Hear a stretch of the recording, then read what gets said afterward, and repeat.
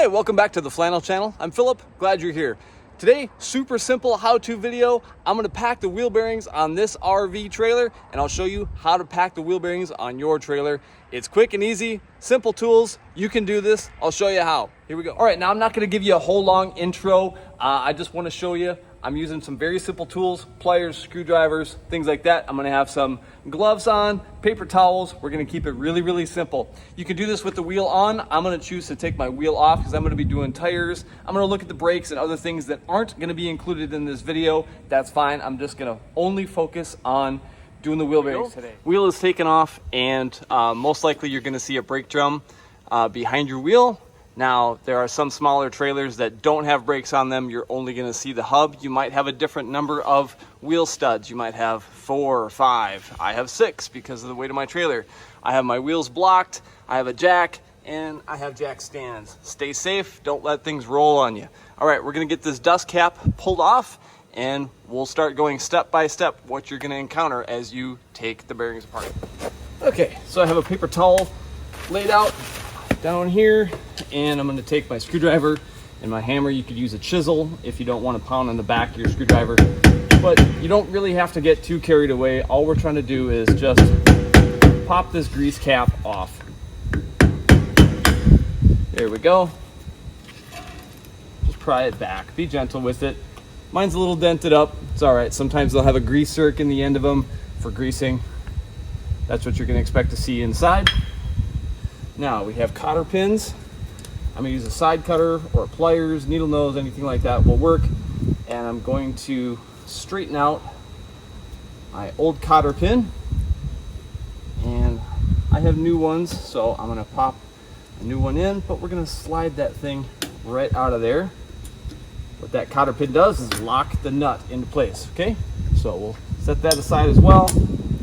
This nut, you can see, was just finger tight. I have pliers with me. You can also get a correct size socket or wrench on there, but just a big channel lock if your nut is on there pretty tight. Just gonna spin that off. Now we're gonna be cleaning all this old grease out, but cleanliness is important when you're dealing with wheel bearings. Don't get too uptight about it. You know, some people get really, really fussy, but do your best to keep sand and dirt and bugs and stuff out of your parts as much as possible. After the nut, we have a flat washer. Okay, set that aside. Now we're about to see the first bearing come out. Definitely needs to get changed. Get a little bit dry and crusty in there. There we go. That's our first tapered roller bearing coming out. Couple different colors of grease. There's a little bit of rust in there. Maybe got some water in it at one time. Nothing surprising. Okay, now I'm about to pull the hub, including the drum, because they are together. The drum and the hub are together on my style. I'm going to pull this off, and you're going to see the brakes, and you're going to see the spindle as I pull this off. There we go. Right. A lot of spider webs. This thing's been in storage quite a while, which is why I'm doing this. All right, we're not going to get into the brakes today. That's for another video. But this is our spindle, and this one looks like it's nice and clean. It's got some grease that's still doing its job in there, but I'm going to clean it off with a paper towel. Just get a good look at our surface where those bearings ride. Right in there, where our seal rides on the inside, and we'll talk about all that as we dig in to the hub. All right, let's do a minute worth of cleaning here. All right, so I've moved us over to the workbench area here, and you can see I already started to do a little bit of cleaning on the inside of my drum so I could get the part number for my grease seal and get my new seals coming. They'll be here later this afternoon. What I'm using to clean is mixture of gasoline and diesel. It works really well, and just a little nylon brush. You don't have to use a fingernail brush. Toothbrush will work. There are specialty brushes you can use just for cleaning parts, and there's special solvents you can use if you're in a state that requires that you have to use something water-based. that'll work. But I really like using just a little bit of gasoline, a little bit of diesel. There's detergents in it, and I can just drop all my parts right inside there, let them soak. It cuts through the grease, and yeah, just work it around a little bit, clean it out. You can use your fingers, you can use brush, and basically I just want to get all my old grease diluted and cleaned out of there, wiped up, and we'll move on in our process. But cleaning stage, very important. I'm going to use a tool now called an indexing pry bar. It's available at Napa or lots of tool distributors. What's really handy about this thing is that you can set that angle on the end of the pry bar any direction that you want in order to get under there and pry your old grease seal out. Now, you can use a straight pry bar, you can use a screwdriver. There's lots of different options for how you get your old seal popped out, and this just happens to be one of my favorite ways, but whatever works for you. So we're going to get underneath there, hold our drum still on one side, and just pry up. Nice and gentle. You can feel it coming up. There it goes.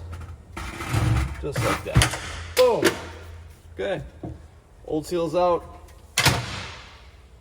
That landed right in the garbage. That's right where it belongs. Okay. There is our inner bearing right there. Gonna do the same thing. Drop that into my part solution, and I'm gonna start grabbing globs of grease that's old and gross that we don't want inside our hub and scooping that out. There's some black, there's some brown, there's some green. These bearings have been packed at least 3 times that I can tell, and that seal that I just popped out was actually in there crooked and a little bit dented. So that's probably why it was spitting a little bit of grease out. So, just gonna get this cleaned out as well.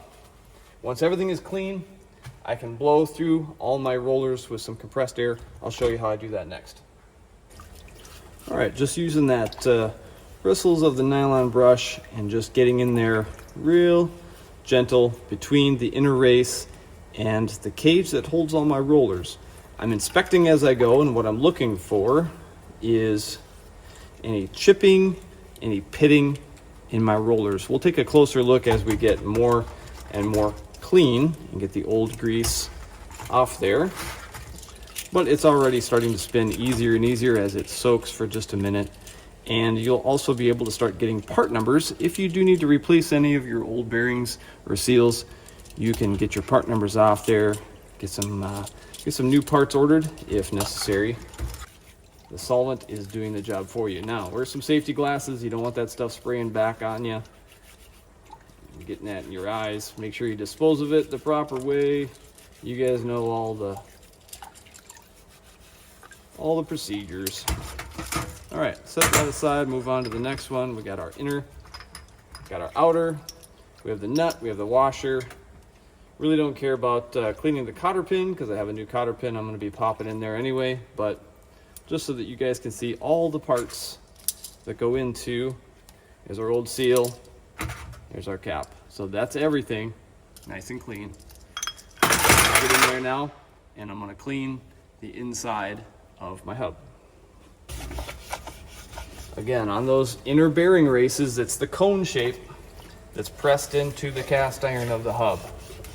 I'll zoom in here closer for you in just a minute, but I'm looking for signs of discoloration or pitting or scars, deep rust. What you want to see is a nice, smooth machine surface. Get in there with a paper towel, something that doesn't leave a whole lot of lint. Get it clean and then do a final blow with a blowgun, some compressed air. Get all the last little bit out of there before we start putting our new grease in there. Now, I have an air gun with a shop air compressor hooked up to it, anywhere between 100 and 120 PSI, right in that area. I'm going to be very gentle with it. I don't need to get super carried away. I just want to get the worst of it blown off and out of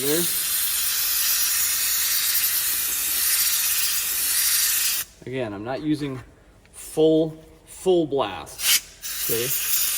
Just getting a little bit more of the grease blown out of there.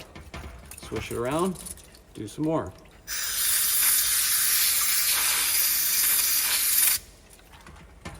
Now, I had a shop teacher when I was younger yell at me because I held the inner race like this and I started spinning my bearing with compressed air. It's fun to do, it makes a cool sound, but he yelled at me because he said it's not good to do that on a dry bearing, so don't do that. Listen to the shop teacher. I'm gonna be looking right here where the tip of my pick is at, and I'm looking into the inside of the bearing. And as I start to slowly rotate that race, I want to look using the reflection and see if I see any pitting down inside that area, right in there. And also I'm looking for any pitting, this area here on each one of my rollers. I'm looking for flaking and chunks and chips and rust. I'm looking for discoloration. I'm looking for any missing rollers. I'm looking for damage to the cage. Okay? If you see any of those things, you need a new bearing. This one looks really good, actually. Now you'll notice out here there is a little bit of black, and down in the inner part of my race down there, there's just a touch of rust. The reason I'm not as concerned about that is because that's the part that rides on the spindle of the trailer, and the bearing out here with all the grease in it is doing all the work. That inner bearing and sitting on the spindle, if my fingers were the spindle, that stays stationary, and that inner race just stays there. That inner race should not be spinning on my spindle. So that's why I'm really not concerned about any discoloration like black out here or a little bit of surface rust that's built up. Those things are okay because that's not a actual rolling surface for my bearings. This part is out here. All right, let's move on to the other one. After cleaning here all my parts, we have inner bearing, outer bearing, washer, locking nut, new cotter pin, dust boot, and for the sake of demonstration, it's my old oil seal. And I'll pop that back in just to show you how I do it, but my new seal, it'll be here later this afternoon. So anyway, let's now, after we've inspected all of our bearings, I'm gonna do the same inspection on my inner races. We want to inspect this surface right here. It's the tapered cone that's pressed into our hub. This area here, we're looking for flaking, we're looking for pitting, we're looking for discoloration, we're looking for deep grooves. Out here, you'll notice I have just a little bit of discoloration on the very, very edge. That is okay. I'm all right with that because my rollers don't ride out in this area. My rollers for my bearings ride inside. This area here, where the cast is rough, that's the area we're gonna be filling with grease, fresh grease. Inspect right here. This is our pressed in race. For the outer bearing, I'm looking again for any pitting, any flaking, discoloration, things like that. There we go. All right, let's go get some fresh grease down in this area. I'll show you where to put it, and I'll show you two different ways to pack these bearings with new fresh grease. All right, let me show you the first tool here that we're gonna use. This is a bearing packer. Now, very old, it's made by Lincoln, and it's full of grease down here on the bottom, and you can tell right up in here, there's some holes that come out, and as I push down on the lever, fresh grease comes oozing out. So let me set the lid down here. We're gonna drop our bearing right down there like that. Pop the top on. Slippery bugger. Now it really shouldn't matter. You can set that bearing on there right side up or upside down. It really doesn't matter. Once that's snug, I'm gonna pump this thing here a little bit and you're gonna see grease start oozing out between, there we go. Yep, just like that. What that's doing is forcing grease between my rollers. Now, I don't love this way, and I'll show you why here in a second. Because it misses some spots. You'll see right in there, I still have some rollers that didn't get fully packed with grease. This side got a little bit too much. It's a little bit excessive. And so let me show you my preferred way that doesn't use this special tool. All we need is the grease in the palm of your hand. Now this is my favorite way to do it. You can have a tub of wheel bearing grease, you can have it in a tube. However you choose to buy the wheel bearing grease that you use from a parts store, you're gonna take your bearing in your right hand or your left, vice versa. And what we're gonna do is we're going to force grease right in this area right here between the inner race and the cage. I'm gonna use the heel of my palm to push that grease up inside there. So I'm gonna use a scooping method, much like that. What that's going to try and do is force the grease in between the cage and the race. All right, see how that's coming through like that? So I'm trying to film solo here at the same time I'm doing it. So I'm using kind of a scooping motion like that. And slowly rotate around. See, I have a gap there. Let's fill that with some grease. Now I'm gonna flip my bearing over, hold it this way, and do the same thing on this side. Scooping motion again, kind of scraping it along my palm and getting the grease to go between. That's my favorite method. It's the one I learned in school. It's the way that Grandpa taught me. And after we get all the way around with grease being scooped in between my inner and outer, I'm gonna give that bearing a turn. Okay, and you see how it's starting to pile up. I want to get any excessive grease out of there, but I want to make sure that the grease is getting between each roller and between the inner race and the cage. Right, I'd say that bearing is ready for installation. I'm happy with that. I'm going to set it aside on a clean paper towel and go to my other bearing. Here's the bearing I showed you before that we used the bearing packer on. And again, there's some spots that did not get grease. There's other areas that got too much. So I'm gonna basically use the same exact procedure. You can speed it up a little bit, go faster, but the idea is the same. Get the grease in between every single roller and then hold my inner bearing race and rotate the cage with all the rollers. We don't just want grease on the outside, we want grease on the inside. Okay? That's why I feel like even if I'm using a bearing packer, I end up doing the same amount of work with my hands. I like it better doing it by hand the old way, and it just saves a step. Instead of depending on the packer, I just do it all myself. Okay, next we're gonna move over and get some grease inside our hub. I'm gonna take a little, maybe 2 fingers worth of grease, and I'm going to just reach inside with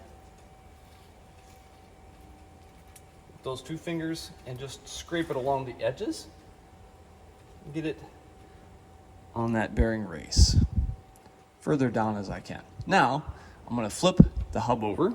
Again, I'm gonna use about 2 fingers worth of grease, nice good glob, and I'm gonna get it between my inner and my outer bearing in what I would call the well. It's a low spot inside the hub. And I'm gonna just push that grease into the well.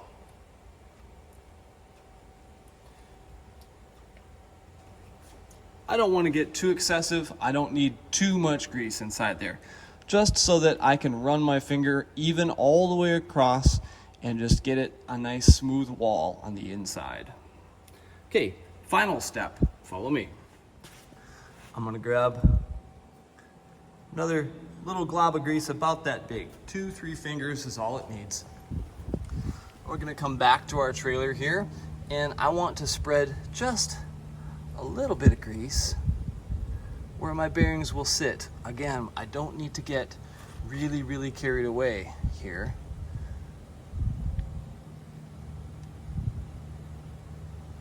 A good coating is plenty. All right, so now I'm going to put my greased bearing into my greased hub, drop it in there, give it a little twist, everything's happy. Now, like I said before, I'm gonna just pop my old seal back in, just because I can pop the new one in just as easy. When it comes time to put your grease seal in, it's completely up to you if you want to reuse your old one. There's going to be a lot of people that say always put a new seal in because they're cheap.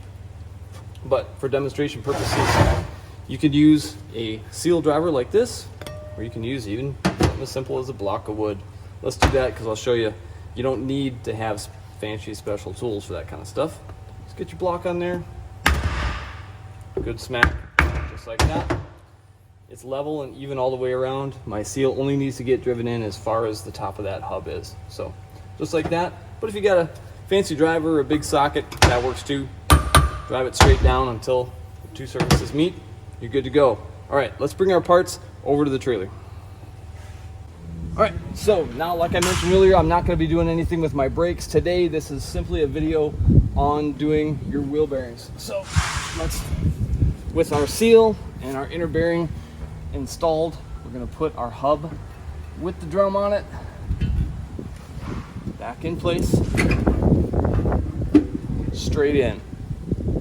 Now, holding it steady, I have my bearing, outer bearing right there. So I'm going to install that. I'm going to push it in by hand as easily as I possibly can, just making sure it's staying centered. Sorry about any wind noise here today, guys. Okay, inner and outer bearing are in place. I now have my flat washer, giving it just a little bit of a coat of grease from my gloves. Put it straight on. Final piece, locking nut. Spin that on.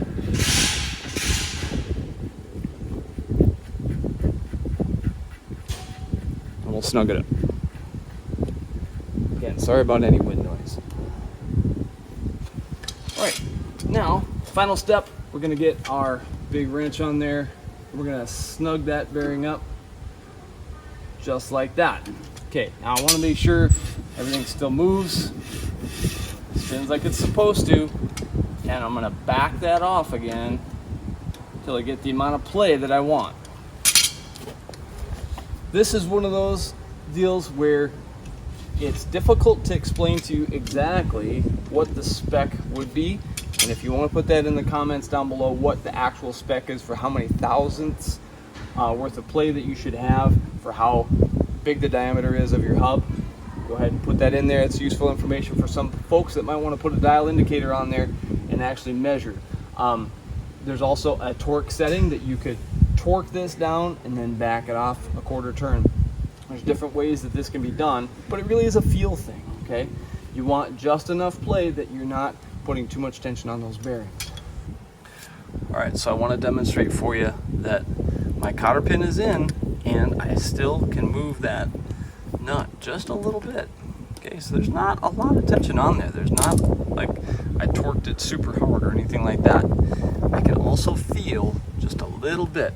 If I go left to right, I can feel that drum go clunk, clunk, clunk, clunk, clunk, just ever so slightly. It won't show up on camera, but I can feel it. Okay, now I'm gonna lock in my cotter pin like this. Give it a twist.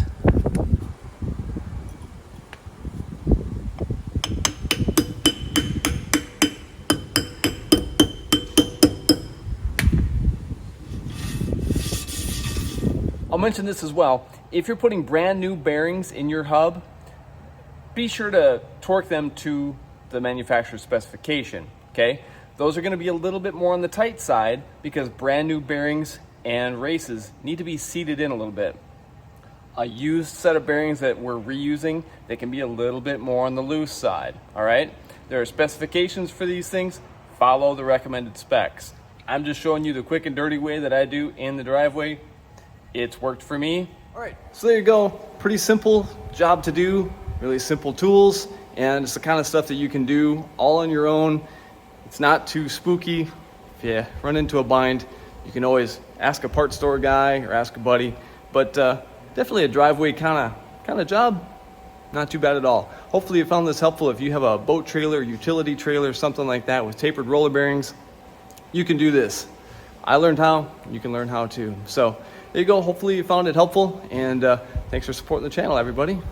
I'll see you next Saturday. Peace and grease.